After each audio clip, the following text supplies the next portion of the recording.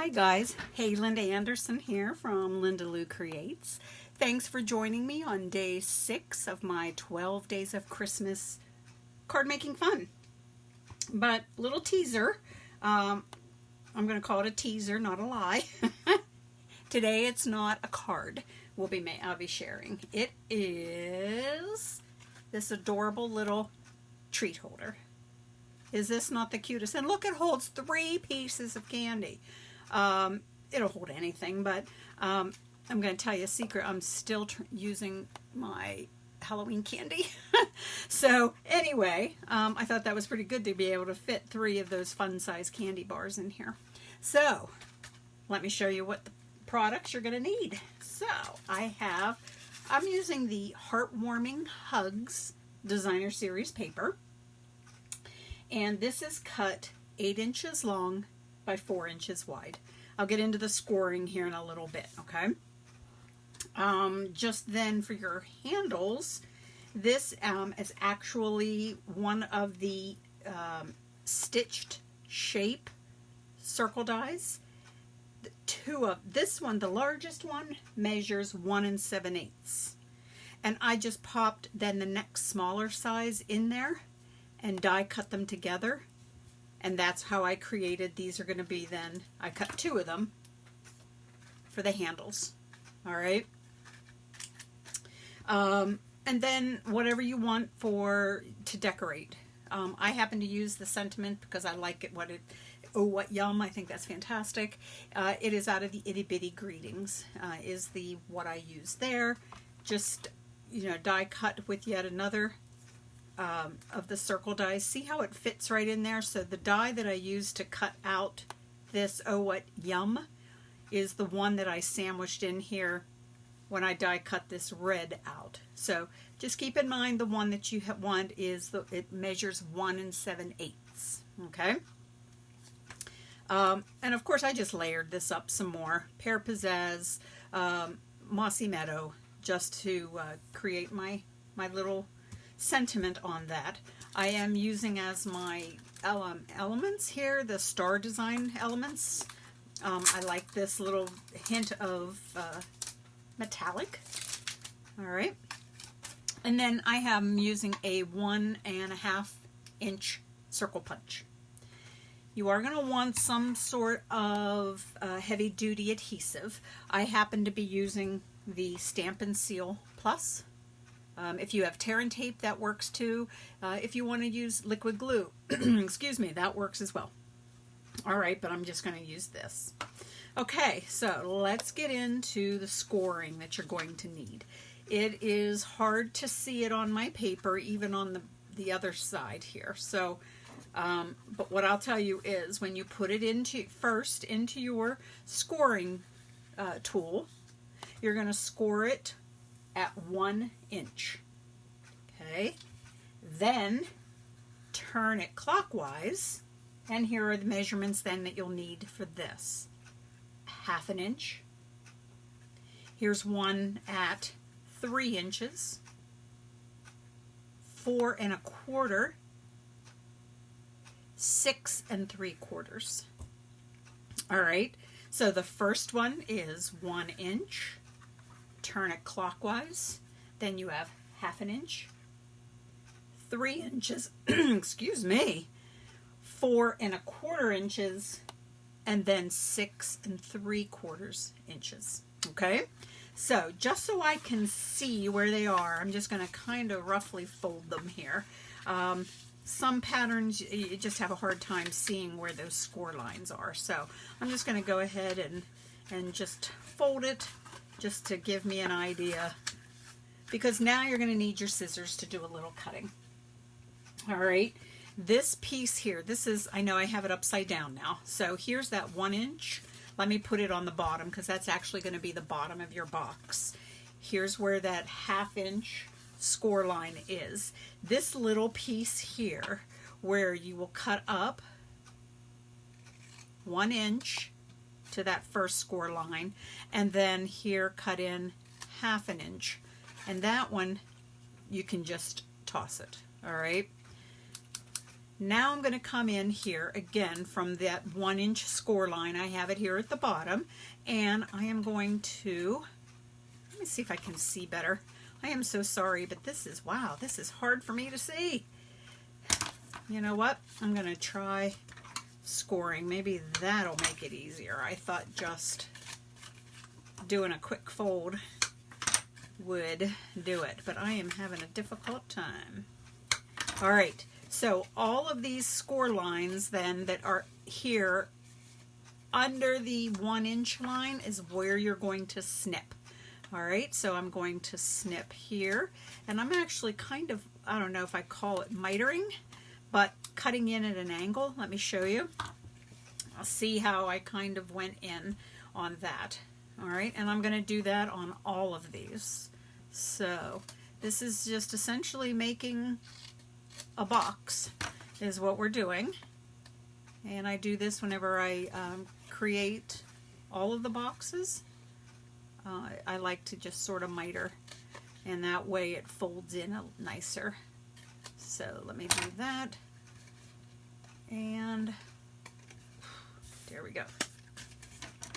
And then sometimes here, even on the ends, I'll make sure I just snip a little bit, and it's just very little. So, all right, let me see what we got here. Oh, one, I think I did that one already.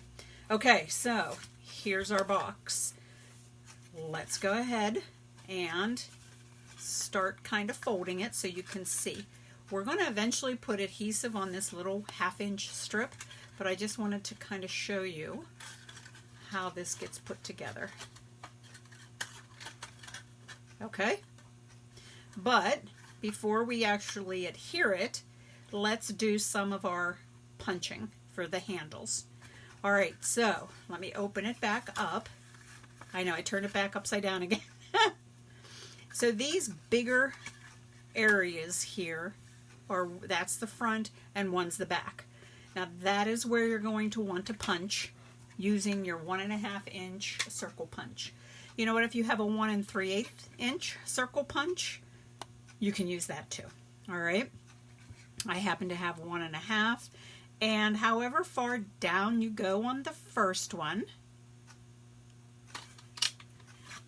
that's kind of how far down you want to go on the second one. Okay, so here's the side. It's that little narrow one. Here I come now around to whether this is the front or the back, because that's then the wider piece here. So let me go ahead and get that. So I'm first kind of putting it in, making sure it's somewhat centered. Okay, so there we go. We have our 2 pieces. And if you have one that's a little bit bigger than the other, as you know, punched wise, you'll be fine. You know what? You'll be fine. So just do your best to make them somewhat even. Okay, so here we go again. Now I'm going to come back to this 1/2-inch piece here, and that's where I'm going to put my heavy duty adhesive. Like I said, for me, it's going to be the Stampin' Seal. So let me get that. All right. I always seem to have a problem not getting it on the paper. I get it always off the paper. Oh, what a ding-a-ling. Okay, so let's go ahead now. This is the piece.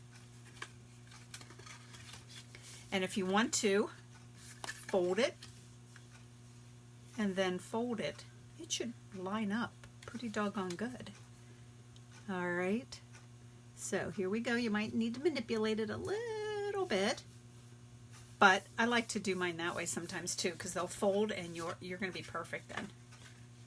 All right, I am off a little bit, so I'm just going to do a quick little snipperoo here. Oh boy, here I am just saying, oh, it'll be perfect, and I'm off. So, okay, there. That makes me happier that that's straight across. All right, so this is the top of the box. Let's get the bottom taken care of, and you can decide which one you want to be the front and the back, if that is something that you like to do as far as the way your flaps go. you know what, I'm okay either way. So if you like to make sure one's the front and one's the back, have your flaps go in that direction. So I'm just going to put some glue. I put in the small tabs first, then I folded one, putting some glue on the end of that one, and then this one will go on the top, so I put glue on that. And kind of hold it together to let that glue stick. Yeah, I thought it would be fun to do some things other than cards. I know the other day I did a gift card holder. So day 3, I want to say, was that one. And so I thought I would do then here a tree holder. So there we go. So there's our little box. How cute is that? All right, next, let's get the handles on. So I'm just going to put some glue on this semicircle that I have here, just a little bit. If I can get it, there we go. So just a little bit of glue. And then I will bring in my 1 7/8 inch stitched circle. Line that up. And you can put it in wherever, you know, as long as you're covering up that circle that you punched. All right. So let me make sure that's adhered nicely there. And now let me bring it around to the other side. And let's do it. Let me just kind of adjust this a little bit. There we go. Okay. Sometimes I get fussy with stuff that I make, sometimes I don't. All right, so there, just a little bit of glue along the edge and slip the handle in.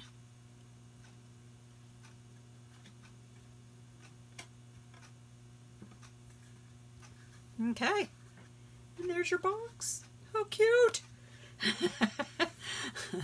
I just find it, I don't know, I'm always amazed whenever you do 3D things out of paper. I'm like, wow, how did that happen? So, anyway, now let's go ahead and get it done on the front. Like I said, I stamped in real red ink the Oh What Yum from the Itty Bitty Christmas, cut out a couple circles, a stitched one, and then 2 layering ones.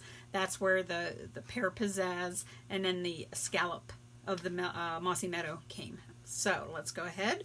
I'm just going to pop this up. Okay. Put it right here. Okay. I know, let me just turn it on the side here. Now I'm going to bring in one of the star elements. Okay.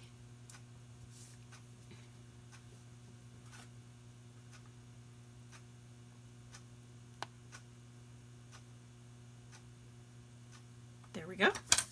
And one other item that I didn't show you was this metallic mesh ribbon.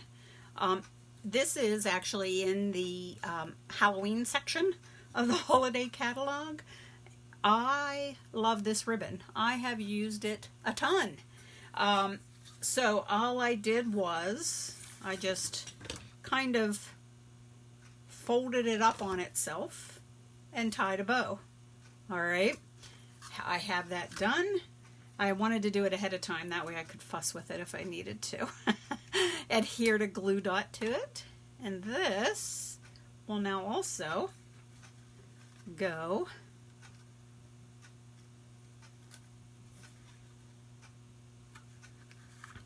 on it as well. Okay, now the best part.